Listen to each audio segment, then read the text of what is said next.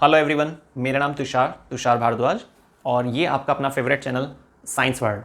आज के वीडियो में हम डिस्कस करने वाले हैं पॉपुलेशन कंट्रोल। पॉपुलेशन कंट्रोल कैसे हो सकता है, क्या इसके मेथड्स होते हैं, कितने मेथड्स होते हैं, उनकी क्या इंपॉर्टेंस है, क्या उनका कोई डिसएडवांटेज है, और वो मेथड अगर उसमें कोई टेक्निक है तो क्या वो टेक्निक होती है जिसके ज़रिए इन सब चीज़ों को इस्तेमाल किया जा सकता है। तो हम पूरी डिटेल समझने वाले हैं पॉपुलेशन कंट्रोल के बारे में। तो chapter how do organism reproduce class 10 का एक इंपॉर्टेंट टॉपिक है पॉपुलेशन कंट्रोल। तो चलिए स्टार्ट करते हैं टाइम वेस्ट ना करते हुए। सबसे पहले हम डिस्कस करेंगे पॉपुलेशन कंट्रोल क्या होता है, पॉपुलेशन कंट्रोल के मेथड्स कितने हैं और वो मेथड्स क्या हैं, उनमें क्या कोई डिटेल टर्म आती है या कोई यूनिक टर्म्स है, कोई डिवाइसेस है तो उसका नाम क्या है, क्या उसके एडवांटेज डिसएडवांटेज, ये सब चीज़ें हम समझने वाले हैं। देखिए पॉपुलेशन कंट्रोल सबसे पहली बात होता क्या है।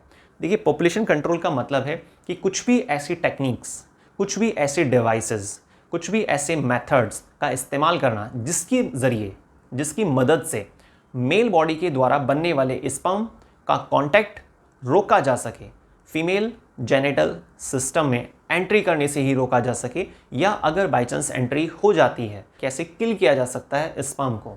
मेन जो टारगेट होता है पॉपुलेशन कंट्रोल का वो ये कि प्रोडक्शन को रोकना है, ठीक है, चाइल्ड बर्थ को नहीं होने देना। तो पॉपुलेशन कंट्रोल का मतलब यही है कि भाई आप स्पर्म को एग के साथ मिक्सअप नहीं होने देना चाहते, ठीक है, फर्टिलाइजेशन को रोकना चाहते हैं। अब इसमें देखिए क्या क्या मेथड्स होते हैं। सबसे पहले हम स्टार्ट करते हैं बैरियर मेथड्स, ठीक है। यहाँ पर ओवरऑल अगर बात की जाए तो 5 मेथड होते हैं जो हमें मालूम होने चाहिए जब हम पॉपुलेशन कंट्रोल के टॉपिक को क्लियर करना चाहते हैं, ठीक है। सबसे पहला मेथड वो है barrier method. Number first method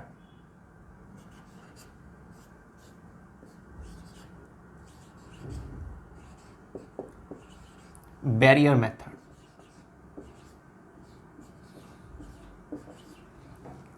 number second chemical method.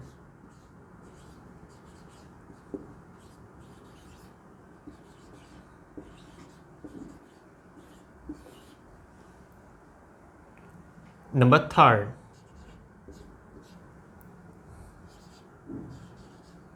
Surgical method.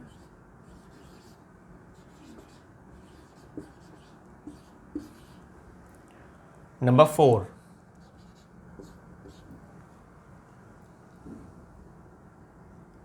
IUCD,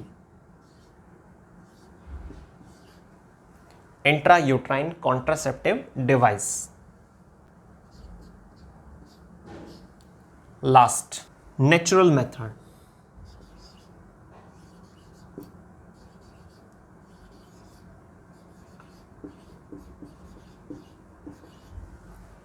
ठीक है, तो देखिए हमारे पास 5 यहां पर मेथड हैं जो हमें समझने हैं। First barrier method, second chemical method, third surgical method और fourth IUCD, last natural method, ठीक। तो ये 5 मेथड हैं जो पॉपुलेशन कंट्रोल को समझने में मदद करने वाले हैं कि भाई पॉपुलेशन कंट्रोल क्या होता है। ये तो हमें क्लियर हो गया कि भाई स्पर्म की आप मिक्सिंग नहीं होने देना चाहते एग के साथ, किसी तरीके से कुछ मेथड के जरिए, किसी भी डिवाइस की मदद से आपका टारगेट क्या है कि एग और स्पर्म को ना मिलने देना, ठीक है। तो अब इसमें अलग अलग मेथड होते हैं। सबसे पहले हम डिस्कस करेंगे बैरियर मेथड क्या है। देखिए बैरियर मेथड में 2 नाम सुनने को आते हैं और वो नाम क्या है।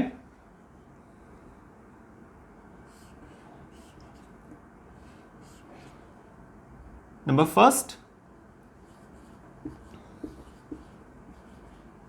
कॉन्डोम, नंबर सेकंड फेमिडोम, ठीक है। जो कॉन्डोम एक रबर मटेरियल है जिसका इस्तेमाल मेल बॉडी के जरिए किया जाता है कोपुलेटरी एक्टिविटी से जस्ट पहले।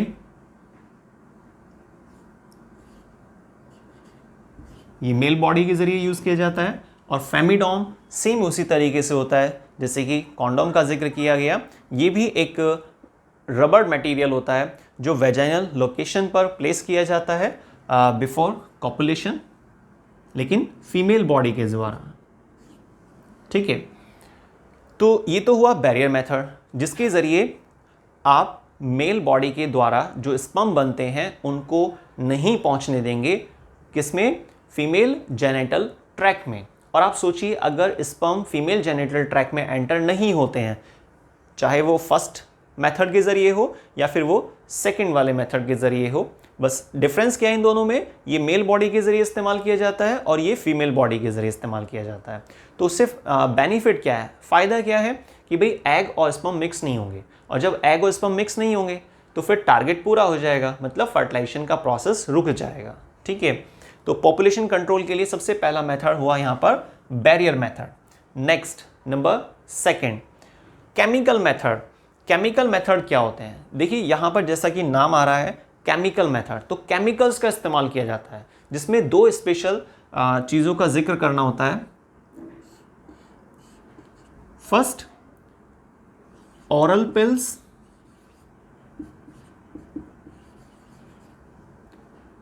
Second vaginal pills.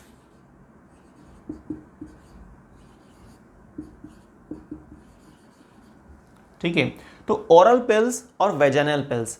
Oral pills में क्या होता है कि ओरल कैविटी से टैबलेट्स का इंटेक किया जाता है। ये जो टैबलेट होती हैं ये टारगेट स्पेसिफिक होती हैं, हाइपोथैलेमस, ओवरी और पिट्यूटरी। ये स्पेशली 3 लोकेशन पर जाकर एक्शन करती हैं, और वहाँ पर एक्शन करने से बेनिफिट क्या है कि जैसा कि हम सब जानते हैं कि पिट्यूटरी को मास्टर ग्लैंड कहते हैं, वहाँ से बहुत सारे हार्मोन्स प्रोड्यूस होते हैं, और जो निकलने के बाद, हालांकि उनको स्टिमुलेट कराता कौन है, हाइपोथैलेमस कराता है। ठीक है, तो हाइपोथैलेमस के एक्टिवेशन कराने के बाद पिट्यूटरी से कुछ हार्मोन निकलते हैं, जिसमें से कुछ नाम जो हमें मालूम होने चाहिए इस टॉपिक से रिलेटेड जो है वो क्या है, LH, FSH।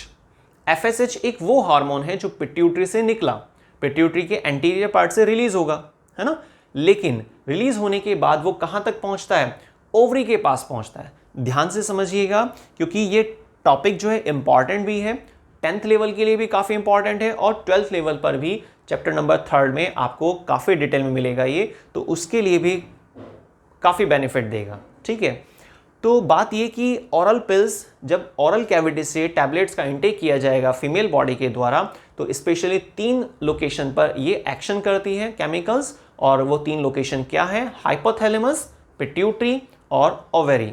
अब जो हाइपोथैलेमस है वो स्टिमुलेशन का काम करता है, हालांकि इसके निकलने वाले हार्मोन्स को स्टिमुलेटरी और इनहिबिटरी 2 कैटेगरी में बांटा हुआ है, लेकिन ये जो स्टिमुलेशन है फिलहाल हमें उसी का जिक्र करना है।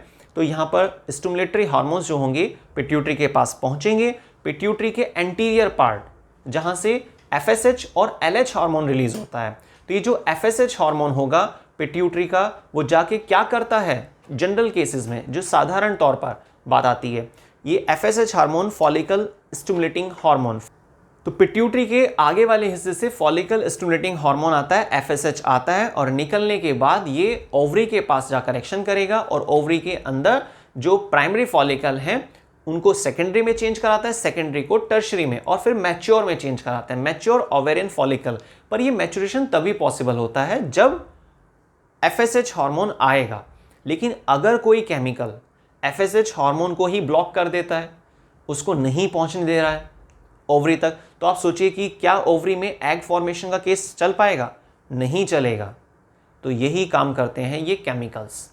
दूसरी पॉसिबिलिटी, कुछ ऐसे केमिकल्स भी होते हैं जो FSH पर एक्शन ना करके वो किस पर एक्शन करते हैं, LH पर एक्शन करते हैं, LH को ब्लॉक करा देते हैं। और सोचिए साधारण केसेस में, नॉर्मल कंडीशन में LH का क्या फंक्शन होता है, LH ल्यूटिनाइजिंग हार्मोन, ये पिट्यूटरी के आगे वाले हिस्से मतलब एंटीरियर लोब ऑफ पिट्यूटरी से रिलीज होता है ल्यूटिनाइजिंग हार्मोन, और रिलीज होने के बाद ये एक्शन करता है ओवरी पर, और ओवरी से एग को प्रोड्यूस करवाता है, ओवरी से एग को बाहर निकलवाता है, ओवुलेशन प्रोसेस में मदद करता है। लेकिन अगर ये LH ना आए तो क्या ओवरी से एग बाहर निकल पाएगा, नहीं निकलेगा। तो इस तरीके से ये केमिकल्स काम करते हैं, जिसको आपने किस टॉपिक में कवर करना होता है, ओरल पिल्स में। ठीक है, यहां पर हार्मोन्स के नाम लिख लेते हैं, FSH और LH। ऑर्गन्स के नाम आप याद रखिएगा, जिन 3 लोकेशन पर ये एक्शन करता है, हाइपोथैलेमस, ठीक है, और पिट्यूटरी और ओवेरी। क्लियर। अब बात आती है वेजाइनल पिल्स। तो वेजाइनल पिल्स क्या कर रहे हैं? तो ओरल पिल्स का टारगेट तो हमें क्लियर हो गया कि भाई ये ऐसे केमिकल्स होंगे जो ओरल कैविटी के जरिए लिए जा रहे हैं, जो एग को ही निकलने से रोक रहे हैं, है ना। तो अगर स्पर्म आ भी जाता है तो क्या कुछ बेनिफिट होगा? नहीं होगा, क्योंकि जब स्पर्म पहुंचता है ना यूट्रस में और पूरे यूट्राइन कैविटी में फैलता है, फैलोपियन डक्ट तक भी जाता है, लेकिन वहां पर उसको अगर एग नहीं मिलेगा तो फर्टिलाइजेशन नहीं हो पाएगा। ठीक है ना। तो टारगेट कंप्लीट हुआ। अब बात आती है वेजाइनल पिल्स की। वेजाइनल पिल्स क्या होती हैं? ऐसे केमिकल सब्सटेंस होते हैं जो स्पर्मिसाइड होते हैं नेचर में, मींस स्पर्म्स को मार देते हैं। तो वेजाइनल पिल्स वो केमिकल सब्सटेंस जो वेजाइनल लोकेशन से एंटर कराए जाते हैं और वहां पर जो मेम्ब्रेन, म्यूकस मेम्ब्रेन होती है, वो उसको एब्जॉर्ब कर लेती है और इमोबिलाइज हो जाती है और स्पर्म को मार देती है। ठीक है। तो स्पर्म को किल कर दिया गया वेजाइनल पिल्स वाले प्रोसीजर में। ओरल पिल्स में क्या हुआ? एग को ही प्रोड्यूस नहीं होने दिया। ठीक है। या तो एग के डेवलपमेंट को रोक दिया गया या फिर एग को बाहर नहीं निकलने दिया। एलएच ने क्या काम किया था? ल्यूटिनाइजिंग हार्मोन ने। ल्यूटिनाइजिंग हार्मोन का काम सिर्फ इतना होता है कि जो एग तैयार हो जाता है ना फीमेल बॉडी की ओवरी के अंदर, तो उसको ओवरी से बाहर निकलवाना ताकि वो फिम्ब्राई के जरिए कैप्चर हो सके और फैलोपियन ट्यूब तक पहुंच सके, तभी फिर आगे फर्टिलाइजेशन होता है। तो ये सब चीजें हमें किस में मालूम होनी चाहिए? केमिकल मेथड में। तो barrier method clear. Second chemical method जिसमें ओरल पिल्स और वेजाइनल पिल्स। अब बात आती है नंबर थर्ड, सर्जिकल मेथड। जो सर्जिकल मेथड्स होते हैं यहां पर भी हमें 2 पॉइंट्स क्लियर होने चाहिए। ट्यूबेक्टोमी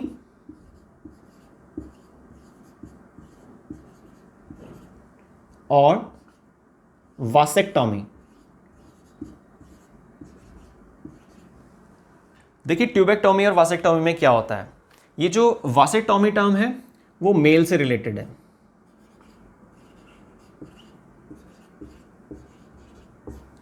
और ट्यूबेक्टोमी फीमेल बॉडी से रिलेटेड। ठीक। अब बात आती है ट्यूबेक्टोमी और वासेक्टोमी का मीनिंग क्या है। देखिए अगर वास डेफरेंस को कट किया जा रहा है, मेल रिप्रोडक्टिव सिस्टम, ह्यूमन में जो मेल बॉडी होती है, तो मेल बॉडी में जो आप रिप्रोडक्टिव सिस्टम की स्टडी करते हैं तो वहां पर आपने नोटिस किया होगा कि वास डेफरेंस होते हैं। वास डेफरेंस क्या है? एक डक्ट होती है जो टेस्टिस के ऊपर जो फ्लैप लगा होता है, जिसको हम क्या बोलते हैं? एपिडिडाइमस, है ना, जहां पर इसमें हम स्लाइटली न्यूट्रिशन वगैरह भी लेते हैं, स्टोरेज के लिए भी जाना जाता है। ठीक। तो एपिडिडाइमस के लोअर मोस्ट वाले पार्ट से, नीचे वाले हिस्से से एक डक्ट एराइज होती है जिसको हम क्या बोलते हैं? Vas deferens. तो सोचिए इसी डक्ट से स्पर्म जाते हैं। अगर इस डक्ट को ही कट कर दिया जाए, 2 टेस्टिस होती हैं, दोनों के जरिए जो डक्ट होती हैं, तो दोनों डक्ट को आपने कट कर दिया है, तो क्या स्पर्म पहुंच पाएगा यूरेथ्रा तक? और यूरेथ्रा तक नहीं पहुंचेगा, पेनिस तक नहीं पहुंचेगा, तो क्या फिर ये स्पर्म फीमेल जेनिटल ट्रैक्ट में एंटर कर पाएंगे? नहीं कर पाएंगे। और यही टारगेट है पॉपुलेशन कंट्रोल टॉपिक का। ठीक है। तो वास डेफरेंस को अगर हम कट करते हैं तो उसे बोलते हैं वासेक्टोमी, जो मेल बॉडी के टॉपिक से जुड़ा हुआ है। अब बात आती है ट्यूबेक्टोमी, फैलोपियन ट्यूब, जिसको हम ओविडक्ट भी कहते हैं। तो फैलोपियन ट्यूब को अगर कट किया जाता है, क्योंकि फैलोपियन ट्यूब क्या एक कनेक्शन होता है ओवरी और यूट्रस, फीमेल बॉडी में ओवरी और यूट्रस के बीच में जो कनेक्शन है वो क्या है? एक पाइप होता है, सिंपल पाइप समझिए आप उसको, जिसको हम क्या बोलते हैं? ओविडक्ट बोलते हैं या फैलोपियन ट्यूब कहते हैं। तो फैलोपियन ट्यूब क्या करती है? उसके एक एक्सट्रीम एंड पर क्या होता है? फिम्ब्राई होती हैं, है ना, ओवरी की साइड। तो ओवरी से जैसे एग कंप्लीट हो जाता है और ओवरी से फिर एग बाहर निकलता है एलएच वगैरह की मदद से।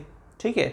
तो कंट्रोल कोऑर्डिनेशन पे बल्कि हमारी एक डिटेल वीडियो आ चुकी है, उसमें सभी हार्मोन्स को अच्छे से एक्सप्लेन किया गया है। ये फर्स्ट वीडियो थी साइंस वर्ड चैनल की, तो आप इसको देखिएगा तो आपको टॉपिक्स काफ़ी क्लियर हो जाएंगे हार्मोन से रिलेटेड, है ना। चलिए खैर, तो अब बात आती है कि ओवरी से जब एग बाहर निकलता है तो उसको कैप्चर कर लिया जाता है, फिंगर लाइक प्रोजेक्शन, जिसको फिम्ब्राई कहते हैं, जो एक एक्सट्रीम एंड है किसका? फैलोपियन ट्यूब का। दूसरा एक्सट्रीम एंड क्या होता है? वो यूट्रस से जुड़ा होता है। तो सोचिए अगर इस पाइप को, इस रास्ते को ही ब्लॉक कर दिया तो एग कैसे जाएगा? यूट्रस तक कोई कनेक्टिविटी नहीं रहेगी। तो ये आपके पास एक तरह से मेथड हुआ, कौन सा? सर्जिकल मेथड, क्योंकि इसमें कट किया जा रहा है। फैलोपियन ट्यूब को कट करते हैं तो ट्यूबेक्टोमी बोलते हैं, अगर वास डिफरेंस को कट करते हैं तो वासेक्टोमी बोलते हैं। तो याद रखिएगा कि रास्ते को ही आपने तोड़ दिया है, तो कोई भी चीज एक जगह से दूसरी जगह कैसे शिफ्ट होगी, स्पर्म भी नहीं पहुंच पाएगा, है ना। ठीक है, नेक्स्ट नंबर आता है intra uterine contraceptive device. Intra uterine जो कॉन्ट्रासेप्टिव डिवाइस होते हैं, यहां पर आप कुछ डिवाइस हैं जैसे कि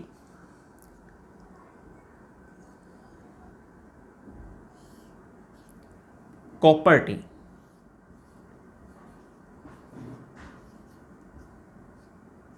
इंट्रा यूट्राइन कॉन्ट्रासेप्टिव डिवाइस, जिसमें कॉपर टी एक डिवाइस जिसका इस्तेमाल किया जाता है, जो कॉपर आयन रिलीज करता है, जिसकी वजह से स्पर्म की डेथ हो जाती है। तो इस डिवाइस का इस्तेमाल फीमेल बॉडी के द्वारा कराया जाता है, और कोई भी जो एक्सपर्ट्स नर्स होते हैं या एक्सपर्ट्स डॉक्टर के ज़रिए इसको प्लेस कर दिया जाता है यूट्रस में। ठीक है, और यूट्रस में प्लेस करने के बाद हालांकि थोड़ा सा अनकंफर्टेबल फील होता है फीमेल बॉडी को, और ब्लीडिंग वगैरह इस तरह के केसेस भी देखे जाते हैं।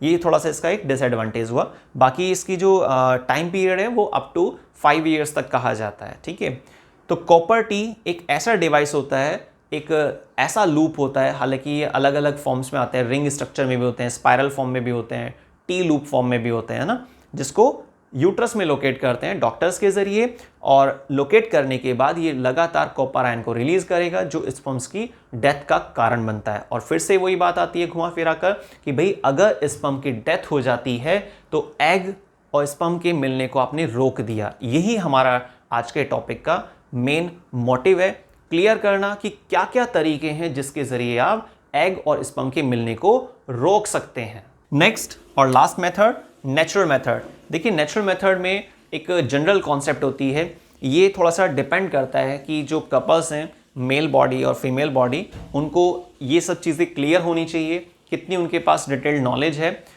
रिप्रोडक्शन से रिलेटेड, है ना। तो ये सारी चीज़ें क्लियर अगर है मेल और फीमेल बॉडी को, है ना, और तो ऐसे में फिर वो व्यक्ति अपनी नॉलेज के आधार पर, है ना, क्योंकि अगर किसी व्यक्ति को मेंस्ट्रुअल साइकिल की फुल डिटेल मालूम है, मेंस्ट्रुअल साइकिल क्या होता है, एक पूरा फ्लो चार्ट है, इस पर भी हमारी एक डिटेल वीडियो बनाई गई थी, आपने उसको देखा भी होगा, और प्लीज़ अगर आपने नहीं देखा है तो आप उसको देखिएगा। तो यकीन मानिए आपको साइंस के टॉपिक्स के बारे में पूरी कोशिश की जाती है जितना मैक्सिमम है वो सारी नॉलेज प्रोवाइड करने की।